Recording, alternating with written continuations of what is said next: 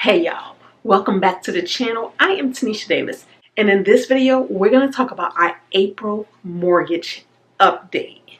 So y'all, a lot of y'all already know we have been on a mortgage payoff journey for years, because unless you're independently wealthy, or unless you just come into like a large sum of money, paying off a large multi-$100,000 purchase is gonna be a journey. It's gonna take years, right? So my way of thinking about it is to just sink into the journey, to just lean with it and rock with it.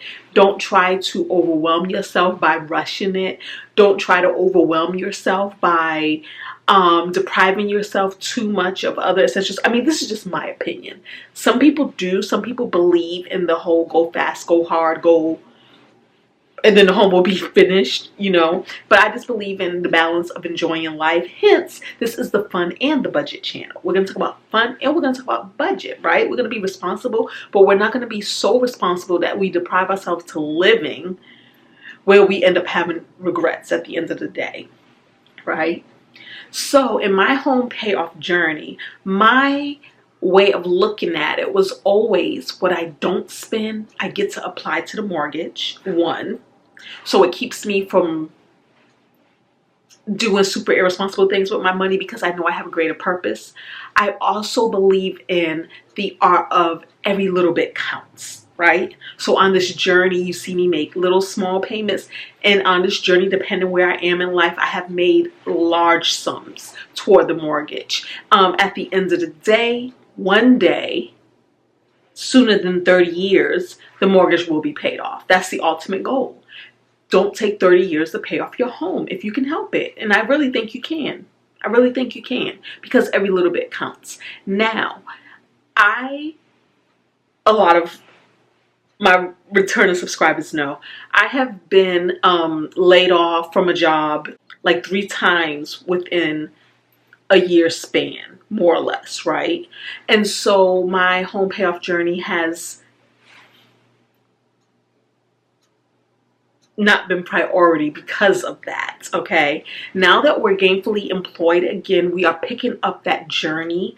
But before we actually start throwing large sums of money to that payment, because honestly, I haven't gotten paid yet, we want to see where do we stand now. Now, the last time we did this was December. The last time we did this was in December, and in December we had a closing balance on the home of $79,850, which is super awesome, being that this home was an over $600,000 purchase. $600,000, and we got this to $79,850, okay? So now that it is April, where do we stand? 4 months later, where do we stand? All right, so my last layoff, my last day of work was November 28th, okay, 2025. It is now April 20th, 2026, okay? So let's talk about it. In January, we made our regular mortgage payment of $1,536, just rounding it off so that we don't have to keep saying the change, okay? Of that payment, $149.72 went to interest, and then $1,386 went to the principal on the mortgage.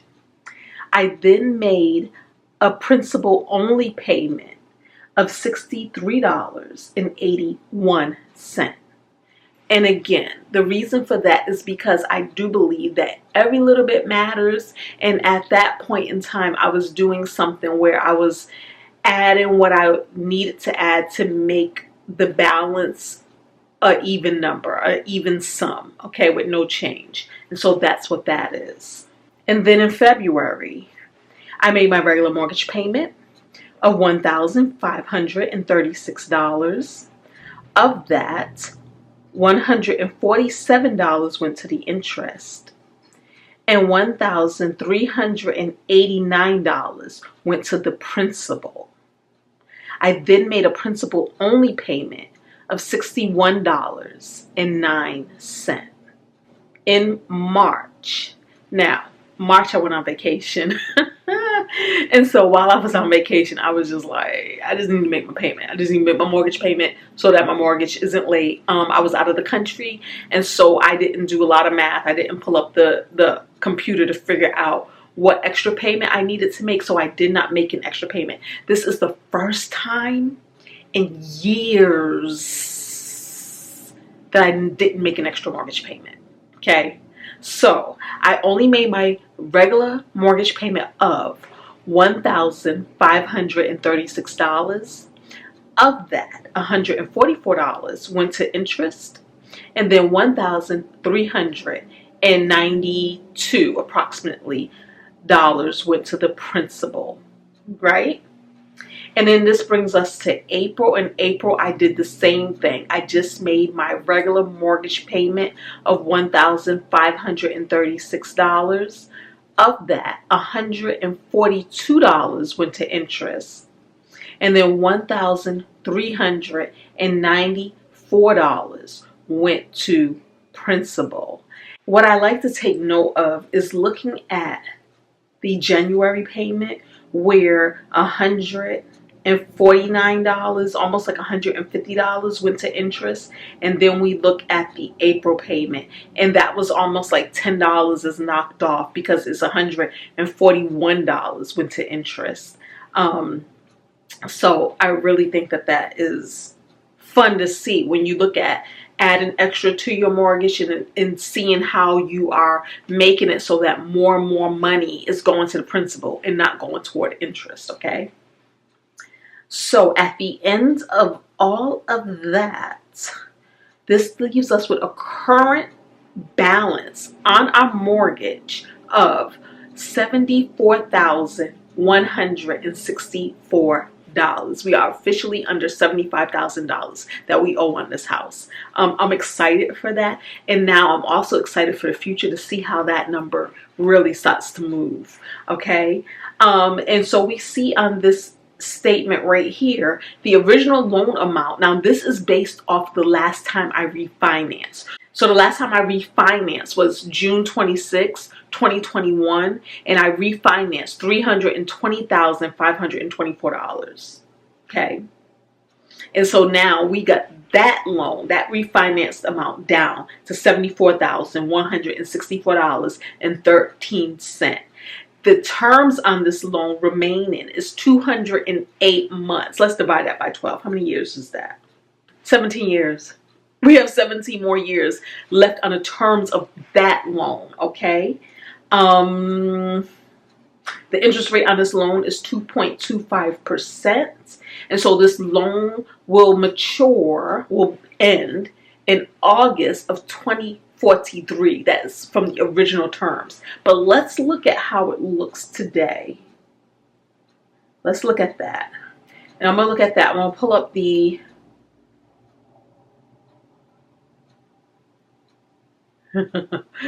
Y'all know I can't say that word. Hold on. Let me log into my mortgage account. Mortgage calculator. Oh, good. They call it mortgage calculator. We can pronounce that. All right. So looking at this mortgage calculator, right? You seen the original loan said it will be paid off in August of 2043. I believe that's what I said. Correct me if I didn't. August 2043. If we look at where we stand today, according to this mortgage calculator, this loan will be paid off in July of 2030. That was 17 years and 3 months that I would still have left. We got that knocked down to 4 years and 3 months. 17 years versus 4 years. 4 more years. What I love about that is that what we know for sure is sometime between today and 4 years and 3 months from now, this house will be paid off. I don't even have to pressure myself, rush myself, deprive myself, because that's what we know for sure. Now, the fun part is going to see what will the actual year be. What will the actual year and date be? That's going to be the fun part. We don't know what it is. I'm not going to try to figure it out. I'm not type A like that. right? Where I gotta have all of these fine details and I gotta live my life to the letter of that detail. It's okay. It's okay. Because what we know for sure is it's not gonna be 17 more years. I love that, okay? Now, if we play with this mortgage calculator, right? And we can say, what happens if we add an additional $1,000 a month to this mortgage? We take it from being paid off in July of 2030 to November of 2028. So then the big question becomes, is that even worth it to you? All right, the word I can never pronounce. Amortization. Amortization. I think I always want to put an extra syllable in there somewhere. Amortization. Amortization. Amortization schedule. Isn't that right? Hold on. Amortization. Amortization. Amortization. It's not spelled like that. It's not spelled like amortization. That word is not, when you look at that word, that's not spelled. Anyways, English. All right, amortization schedule. When you look at that schedule, you can ask yourself, is it worth, does it feel good squeezing an extra $1,000 a month out of your budget to throw at the mortgage just to knock off an additional 2 years? We're only paying about $140 a month in interest. So that's the question. You know, I still toy with the idea too of putting the money in my high yield savings account. My high yield savings account, I get 3.65% interest a month. Yet the mortgage, I'm only paying 2.25 interest. So I'm making more in my savings account than I'm paying. So the question also becomes, do we just throw that extra money in that account and let the interest build up, and then that interest that we build up also gets to be applied to this mortgage? Or do we put the money on the mortgage now? What do y'all think? What do y'all think? What would y'all do? What would y'all do? I have a high yield savings account with Goldman Sachs Marcus account, and they also give an additional 0.25% cash bonus in your account every month for referrals. So if you would like to open up a high yield savings account, I can give you a referral code and you would get that 0.25, the additional 0.25%, as well as the referral code that you use, whoever that belongs to. It may be mine, it may be somebody else's. I don't know. I think I only have one more left on my account because they let you do 5 every single year. So I think I might have one more slot on my account. And then I start giving out other people's accounts. Okay?